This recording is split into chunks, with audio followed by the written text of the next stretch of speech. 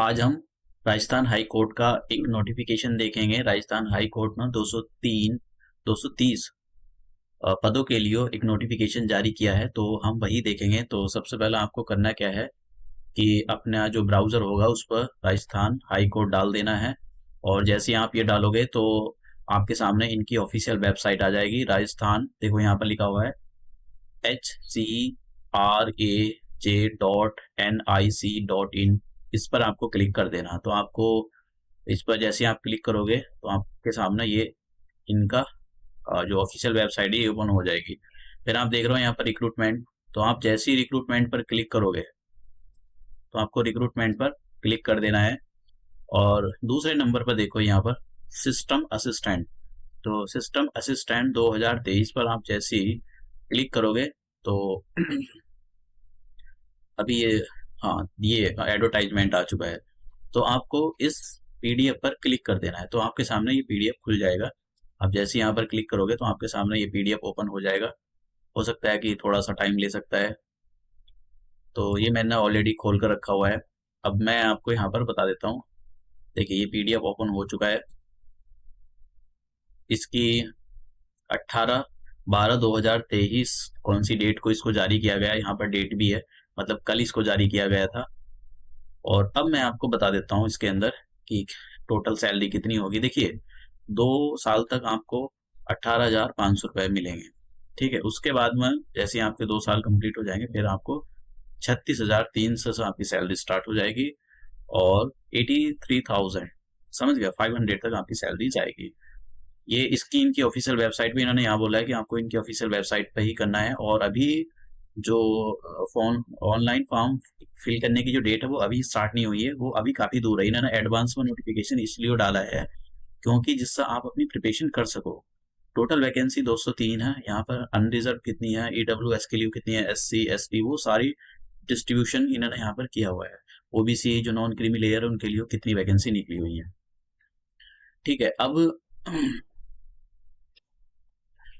अब हम यहाँ पर बात करते हैं कि भाई आपकी जो मिनिमम क्वालिफिकेशन है वो कितनी होनी चाहिए। देखिए इनको जो जरूरत है वो मेनली कंप्यूटर की जरूरत है। जो जिन्होंने BE किया हुआ है, BTech किया हुआ है, BSc किया है ना कंप्यूटर साइंस, और या इक्विवेलेंट डिग्री, मतलब कंप्यूटर साइंस में आपने अगर BE BTech या BSc की है तो, या उसके कोई इक्विवेलेंट कोई डिग्री आपने ली है किसी रिकॉग्नाइज्ड यूनिवर्सिटी से, तो आप इस फॉर्म को फिल कर सकते हो। ठीक है, या ग्रेजुएट, देखो यहाँ पर लिखा है, और या तो आपने भाई ये सब किया हो, BE BTech किया हो BSc की कंप्यूटर साइंस में, या इक्विवेलेंट कोई डिग्री हो जो भी कंप्यूटर साइंस में हो, या फिर इन्होंने बोला कि graduate in any subject any subject from recognized university with post graduate diploma in computer application। कि आपने भाई किसी भी ग्रेजुएशन किसी भी चीज से कर लिया हो, लेकिन आपने पोस्ट ग्रेजुएट जो है वो डिप्लोमा लिया हो कंप्यूटर एप्लीकेशन से।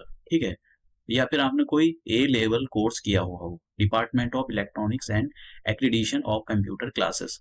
तो आपने या तो फिर कोई डिप्लोमा किया हुआ हो, या फिर post polytechnic diploma in computer application, या 3 ईयर का डिप्लोमा किया हो computer science and engineering computer. बहुत सारे ऑप्शन दिए गए, मतलब मेनली इनको जो रिक्रूटमेंट है वो कंप्यूटर से रिलेटेड ही है। इनको कंप्यूटर से रिलेटेड ही काम करवाना है। अब बात करते हैं कि एज। देखिए एज आपकी 18 साल मिनिमम होगी और 40 साल मैक्सिमम होगी। और आपकी जो एज होगी वो देखिए यहाँ पर दिया गया है इन्होंने 1 जनवरी 2025। तो लास्ट डेट फिक्स ये बोला गया है यहाँ पर। अब जैसे कि आप जिस कैटेगरी में आते हो उसी के हिसाब से आपको एज रिलैक्सेशन दिया जाएगा।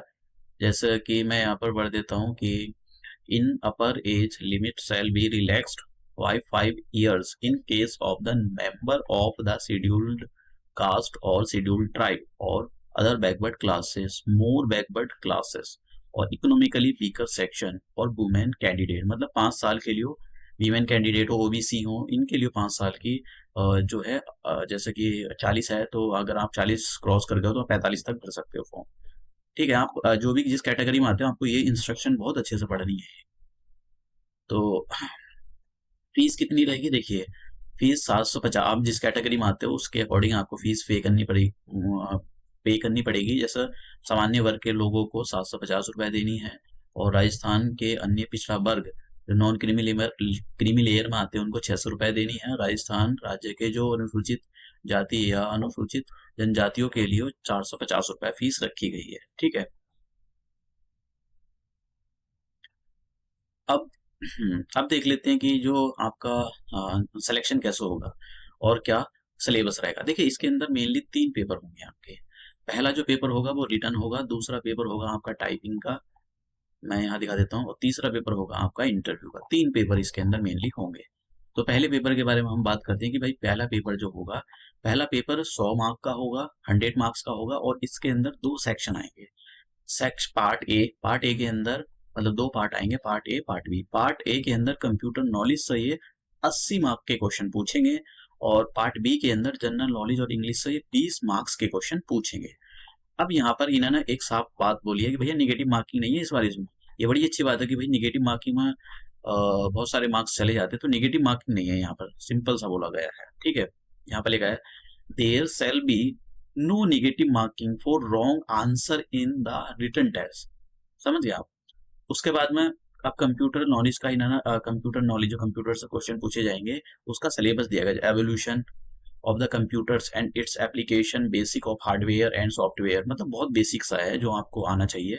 ये कमांड प्रॉम्प्ट, तो मतलब जो जो भी इनको बेसिक काम करवाना है वो सारे इसके बारे में दे दिया, जैसे डेटा प्रोसेसिंग की, वर्ड प्रोसेसिंग, MS वर्ड हो गया, स्प्रेड शीट होगी, सॉफ्टवेयर, ये सारी चीजें आपको अच्छे से आनी चाहिए।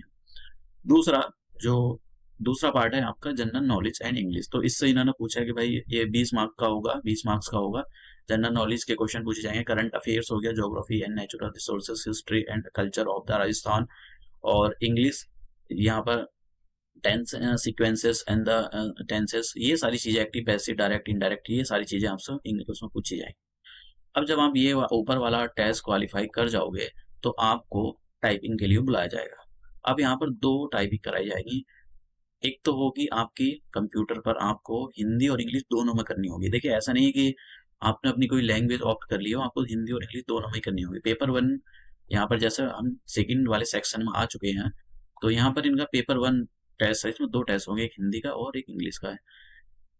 हिंदी के अंदर 5 मिनट दिए जाएंगे, इंग्लिश के अंदर 5 मिनट आपको दिए जाएंगे। फिर उसके बाद में आपका पेपर सेकंड होगा एफिशिएंसी टेस्ट। एफिशिएंसी टेस्ट का मतलब ये आपका माइक्रोसॉफ्ट वर्ड और एक्सेल चेक करेंगे भाई आपको कितना अच्छे से आता है, क्योंकि ये आपसे मेनली इन्हीं का काम, इसी पर काम कराएंगे। तो ये 20 मिनट आपको उस पर दिए जाएंगे। अब यहाँ पर देखिए मिनिमम स्पीड शुड बी 8000 पर depression per hour on the computer, मतलब कि 1 घंटे में आपने 8000 वर्ड मिनिमम लिखे हों। Data will have to be feed in dual language, English और हिंदी, तो दोनों लैंग्वेज में आपको डेटा मिलेगा। अब देखो यहाँ पर ये वाले इस पेपर के बारे में बात करते हैं, इन्होंने क्या बोला है, एफिशिएंसी टेस्ट में be taken on the data processing software. इनके पास कोई होगा अपना software. It includes uses of different formulas, आपसे फॉर्मूला पूछे जाएंगे, formatting of the test, paragraph, page, मतलब ये तो बेसिक सा होगा जो जिन्होंने करा, मतलब जिनको आता है तो वो जानते भी हैं। उसके बाद में आपका इंटरव्यू होगा। इंटरव्यू होगा, इंटरव्यू और आपका ये 20 मार्क्स का इंटरव्यू होगा। तो तीनों में आपने कितना स्कोर किया उसी के बेसिस पर आपका जो मेरिट है वो बनेगी, और फिर आपका सिलेक्शन हो जाएगा जब भी। अब बात करते हैं कि भाई ये हम कब से फॉर्म फिल कर सकते हैं। देखिए नोटिस इन्होंने काफी एडवांस में दिया है, तो मतलब इतना भी एडवांस में नहीं दिया है। 4 जनवरी 2024 से आप जो है आवेदन कर सकते हो, और इसकी जो लास्ट डेट रहेगी वो 3 फरवरी 2024 इसकी लास्ट डेट रहेगी। तो आपको इसीलिए इन्होंने इतनी जल्दी बोला है कि जिससे आप प्रिपरेशन कर सको अपनी। हो सकता है कि एग्जाम ये 2-3 मंथ के अंदर ही कंडक्ट करा ले। तो और तो कुछ नहीं बचा इसके अंदर ऐसा, आप एक बार नोटिफिकेशन को अच्छे से रीड कर लेना। अगर आपको कोई भी हेल्प चाहिए तो इन्होंने हेल्पलाइन नंबर दिया है यहाँ पर, तो आप इस हेल्पलाइन नंबर पर, ये जो नंबर है इस पर आप कॉल करके पूछ सकते हो। ठीक है। और आप अकॉर्डिंग देखना कि किस टाइम से, इन्होंने यहाँ पर टाइम तो नहीं दिया है कि कब से कब के बीच में संपर्क करना है, लेकिन आप कर लेना कभी भी दिन में, हो सकता है कि दिन में मिल जाए, जब छुट्टी हो तब मत करना। तो और तो इसके अंदर ऐसा कुछ नहीं था बताने वाला।